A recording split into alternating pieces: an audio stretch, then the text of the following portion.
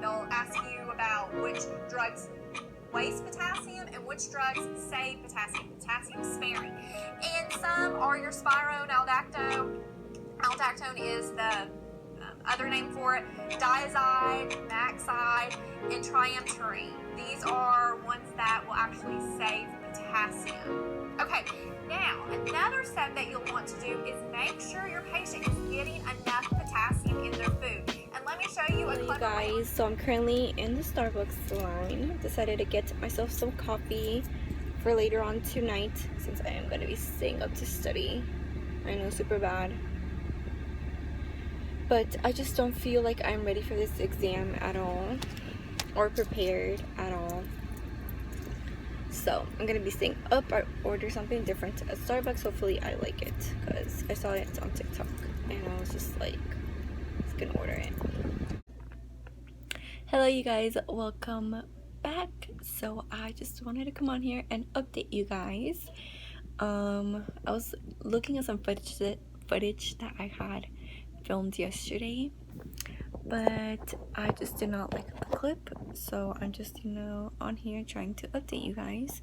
So today I had my second exam for fundamentals, and let me tell you guys, that exam went well. I was surprised with the grade that I got, just because I did give myself 4 days to study, and this material was, I think I told you guys that it was heavy loaded. So our second exam was on fluid and electrolytes, like like the intro to it. I know once we are going to be in med surg, we're going to learn more about it and like the diseases that happens and stuff like that. But I went too in depth, but I feel like I'll be okay once I'm in med surg. But it was on food and electrolytes, it was on operation, documentation, diagnostic testings, like knowing the normal lab values. So it was a lot of memorization, but basically like I said, I only studied for 4 days, but those 4 days I really did put in the time to study. I had already done my notes, so that was good. I read the textbook, and then once I was done reading the textbook, sometimes I had to read the chapter twice to understand it really, really well. I did the end of the chapter questions, and then I wrote notes on certain things that I feel like were going to be on the exam. In the beginning, I started to type them, but then once I started to get into diagnostic testing and fluid electrolytes, I wrote all of those down. But I used this book, Fundamental Success. I did all the questions. Each question that I saw here that was related to what I read, I did. So as you guys can see here, I used this book. This time I did use this one. So this one is a study guide from my book. For the first exam, I didn't really ever fill this out. I didn't really fill it out that well. I only did some of the questions, and I didn't really understand them. But this time around, I feel like I understood it, and I was able to fill in the blank and stuff like that. And I feel like that is what also helped me with this book. So if any of you guys are taking for fundamentals, I would really recommend for you guys to get the study guide, but from the book that it is required. And I would also recommend the other one, just because it gives you more questions. This one doesn't really give you the rationales, but the other one does give you the rationales. So I did use those two books, and I did use my textbook. So after I wrote down all my notes, basically what I did was I went on YouTube. Last time for my first exam, I didn't even bother looking at YouTube videos, but this time I did, just because it was a lot of new information that we had to know, we had to understand, and I know this information is information that I have to know for the rest of my semesters. So I would just watch YouTube videos, and also we had to know the beginnings of ABGs. As you guys can see here, I watched YouTube videos, I looked at the examples, and I would recommend Registered RN. You guys probably already know who she is, but she is the best, you guys. I watched all her videos, and then I would compare my notes. So this is an example of one of the basic labs that we have to know: phosphate 1.7 to 2.7, and you know we have to know phosphatame.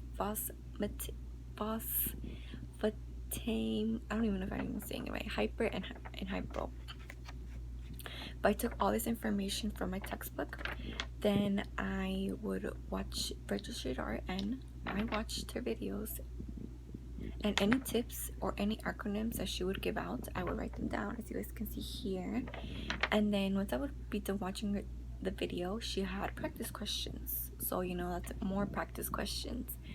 And I did those practice questions, and I feel like that also helped me, because you know, you read your textbook, you do the questions from those two textbooks, then you watch YouTube videos and you do more practice questions.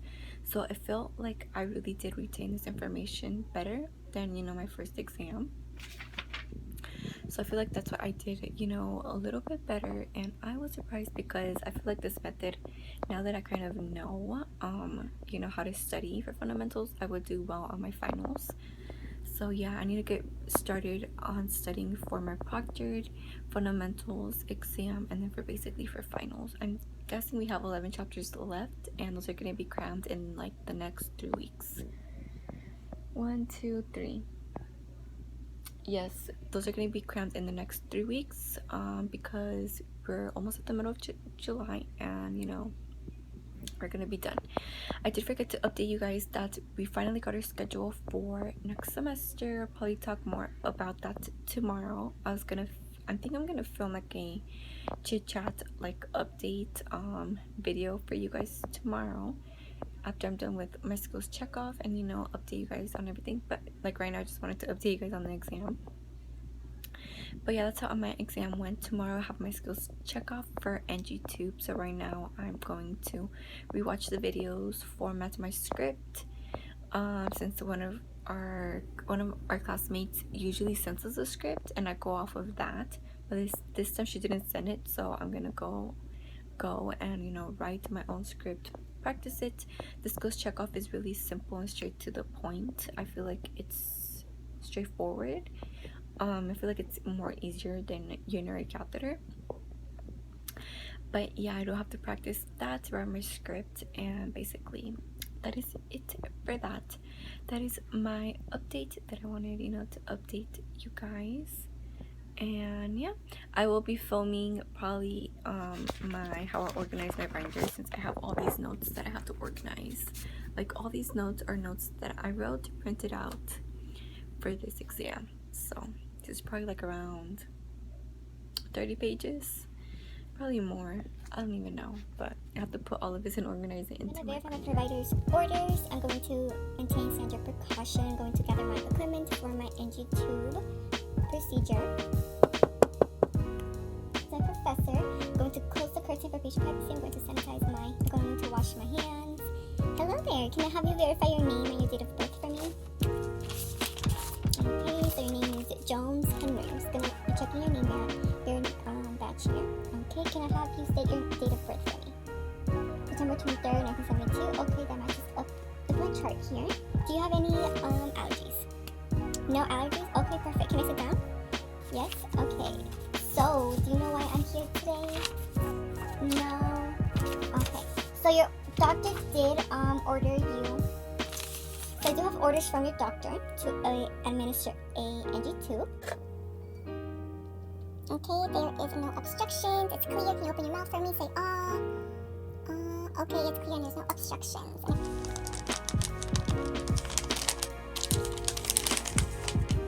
Measuring from your earlobe to your nose.